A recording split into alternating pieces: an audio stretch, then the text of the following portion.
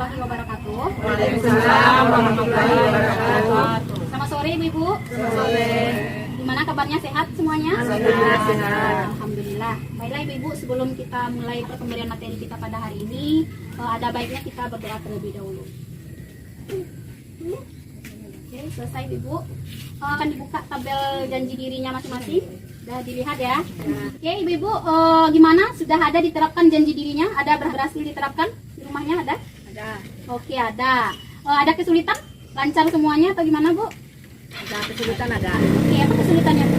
Kesulitannya belum bisa makan sendiri. Belum bisa makan sendiri. Masih susah ya Bu? Berarti masih disuapin ya Bu? Ya. Oke, berapa usianya itu Bu?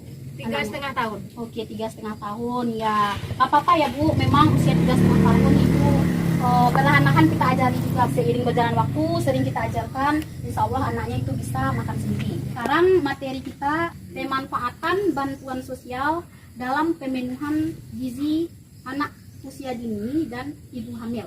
Nah Ibu, sebelum kita mulai pembelajaran kita lebih jauh, sebaiknya kita ice breaking dulu ya Bu, pemanasan. Peregangan otot-otot dulu Bu. Oke, silakan Ibu semuanya berdiri dulu. Oke Bu, untuk melatih ya, ingat kita biar lebih fokus lagi narikan materinya. Kita berikan ice breaking sedikit tentang permainan bolak-balik. Artinya saya berikan perintah lain, Ibu mengerjakannya kebalikan dari perintah itu. Siap ya Bu? Hah? Siap? Kiri? Kanan? Kanan? Oke. Silakan duduk. Terima kasih. Baiklah Ibu-ibu, sudah pernah dengar kata bantuan sosial? Sudah. Apa itu bantuan sosial? Bantuan sosial seperti PKH. PKH. Oke, terima kasih Bu. Apalagi?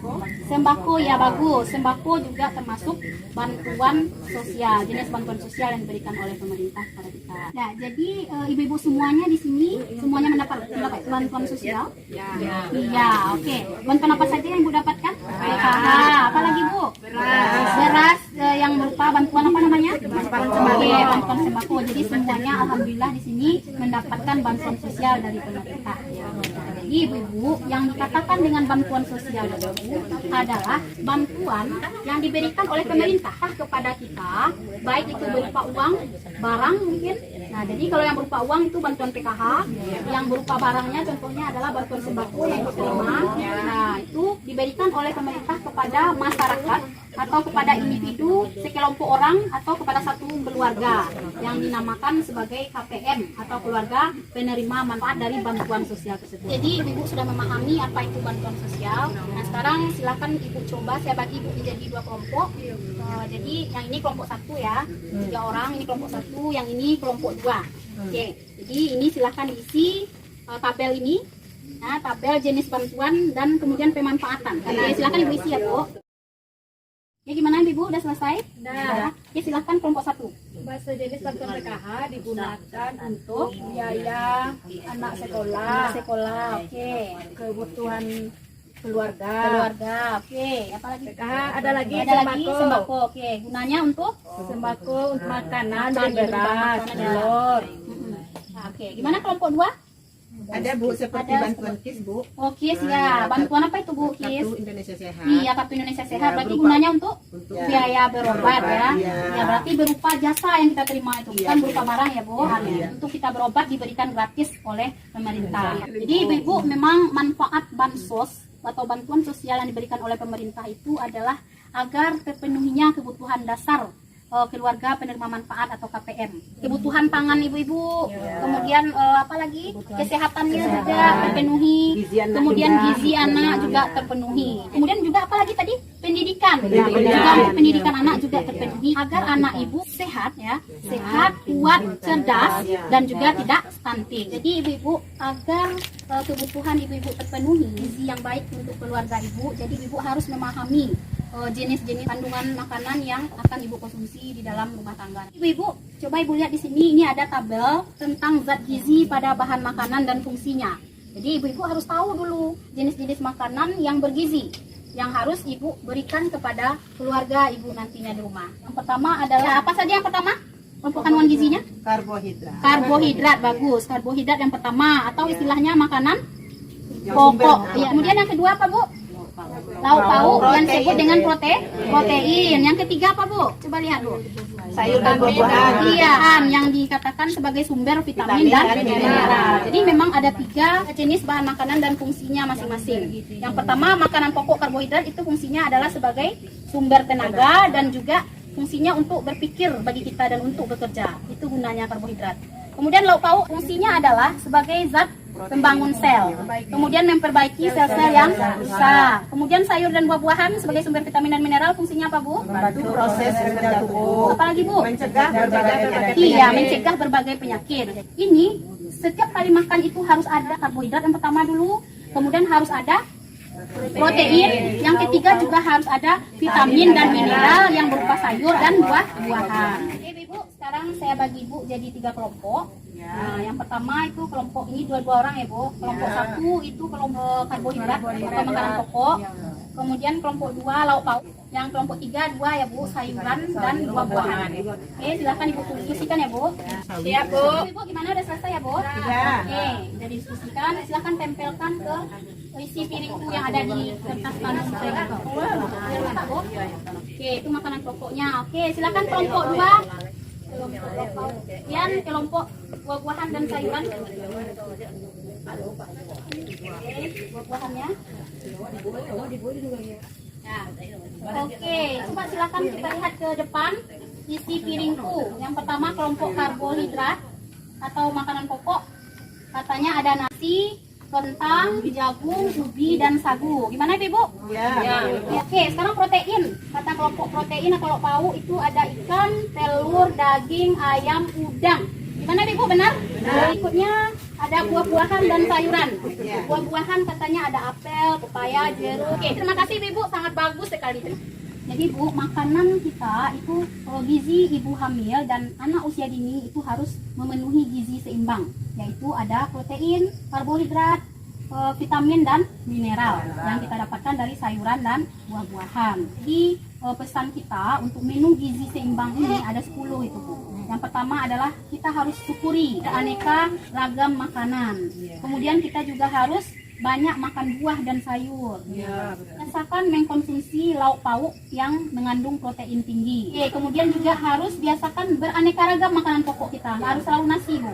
Harus juga ada kentang, sekali jagung, ya Bu. Jangan itu saja, harus divariasi. Ibu harus batasi konsumsi makanan yang manis-manis, kemudian makanan yang asin-asin dan juga berlemak. Itu sangat tidak bagus. 6, Ibu harus membiasakan sarapan pagi. 7, biasakan minum air putih yang cukup dan aman. Kemudian lakukan aktivitas fisik yang cukup dan pertahankan berat badannya yang ideal. Kemudian biasakan membaca label pada makanan. Kemudian jangan lupa yang terakhir, cuci tangan pakai sabun.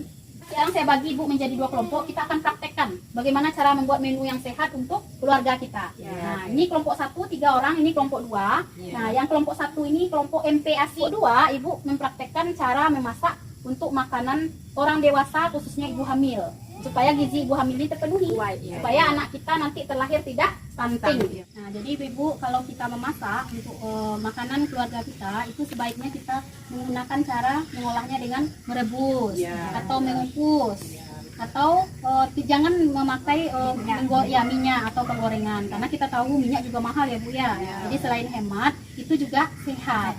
Jadi hindari penggunaan minyak pada makanan kita. Jadi bagusnya kita kukus, sayur kita kukus, dan sayur ikannya kita rebus. Jadi itu lebih baik dan lebih sehat. Kemudian gizinya juga tidak hilang.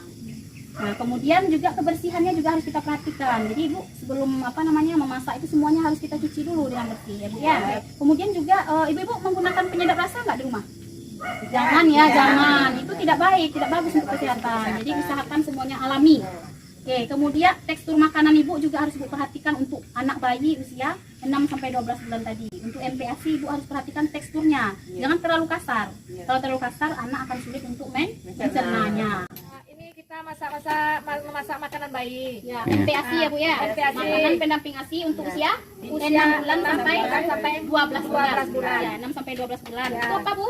Ini Nasi kita jadikan bubur. Iya, bagus. Kasih hati ayam, Dicampur susu yang diperas tadi ini, daun bawang udah dicuci dulu biar bersih. Masukkan ke sini. Nah, ini Ini kelompok makanan untuk ibu hamil ya Bu ya. Iya. Bu membuat apa menunya ini? Ya, Karbohidratnya nasi. karbohidrat seperti nasi. Ya, proteinnya apa Bu? Proteinnya nasi yang sudah masak. Iya. Ya, ikan sambam yang telah kami Iya. bakar. Itu ikan bakar ya, bukan Ya, ikan ikan Bu? bakar bukan. Kami tidak mempergunakan minyak Iya, karena kenapa? minyak itu tidak sehat bagi Ya, tubuh tidak kita. sehat ya Bu ya bagi ya. Ada sayuran. Ya, sayur kol ya yang sayur segar. kol. Terus ada Protein nabati. protein nabatinya. Tahu Ini ya. seperti tahu. Ini bagus untuk kesehatan. Kemudian timun ada ya Bu, ada timun lagi. Ada Oh, timun iya. ada seperti sayur timun ditambahkan seperti sayur timun. Terus kami menggunakan cabai hijau, sambal Pakai minyak ladonya, kelapa. kami kasih Bukan minyak minyak sawit, kelapa. kan dari kebun kelapa ya, Bu? Punya Iya, Bu. alhamdulillah. Jadi ini menu isi Nah, piring untuk ibu hamil. Iya, ibu hamil. Ya. Jadi ibu harus memastikan untuk anak usia 6 sampai 12 bulan itu harus diberikan MPASI dengan gizi yang seimbang. Kemudian juga ibu hamil juga kita harus perhatikan penuhi gizi agar janin yang dikandungnya itu nanti terlahir sehat, cerdas dan tidak stunting. Nah, ibu-ibu bansos yang ibu terima itu ibu manfaatkan untuk apa saja? Apa rencananya? Silakan ibu isikan di tabel janji dirinya. Silakan isi Bu. Oke, silakan ibu kumpulkan tabel janji dirinya. Sudah selesai ya. Oke, ini sudah ada tabel janji dirinya sudah dibuatkan. Untuk kedepannya ibu-ibu harus memanfaatkan bantuan sosial yang ibu terima itu secara optimal, khususnya untuk pemenuhan gizi keluarga ibu, agar tujuannya apa? Anak terlahir sehat, cerdas dan tidak stunting. Oke, nah ketika ibu nanti ada yang mau ditanyakan terkait permasalahan stunting, ibu bisa menghubungi saya sebagai SDM ESOS, nah, atau juga bisa menghubungi fasilitas kesehatan terdekat seperti Posyandu atau Puskesmas. Nah, oke Ibu-ibu, sekian saja materi kita hari ini. Mudah-mudahan bisa bermanfaat bagi ibu-ibu semua, bisa diterapkan di rumahnya masing-masing. Terima kasih atas partisipasinya hari ini. Saya akhiri dengan wabillahi taufik wal hidayah. Wassalamualaikum warahmatullahi wabarakatuh. Waalaikumsalam warahmatullahi wabarakatuh.